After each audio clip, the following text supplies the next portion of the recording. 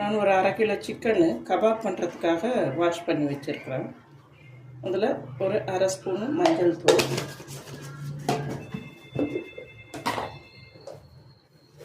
கபாபுக்கு தேவையான அளவு உப்பு,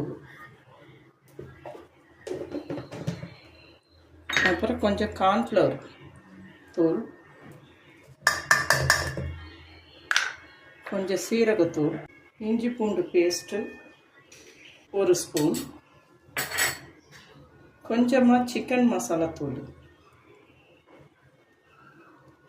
கொஞ்சம் வீட்டு மிளகாய் தூள்,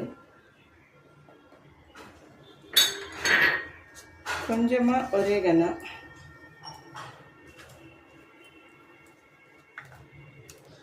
கொஞ்சம் கஸ்தூரி மேத்தி, அது கூட ஸ்பூன் அளவு எண்ணெய் சேர்த்துக்கோங்க. அப்போ தான் சிக்கனில் உப்பு சேர்ந்து வரும், சாப்பிடும்போது நல்லா ருசியாக இருக்கும். இதை நம்ம மிக்ஸ் பண்ணி வச்சிடலாம்.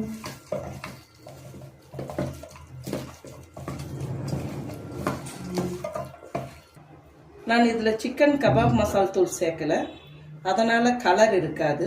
நான் வீட்டு மிளகாத்தூள், சீரகத்தூள், கொஞ்சம் கரம் மசாலா இது சேர்த்துக்கிறதால கலர் இவ்வளோதான் வரும். 1/2 ஹவர் இல்லை ஒரு 20 நிமிஷம் இதை நம்ம சைடில் வச்சு மூடி போட்டு வச்சிடலாம். அது அப்படியே ஊறட்டும்.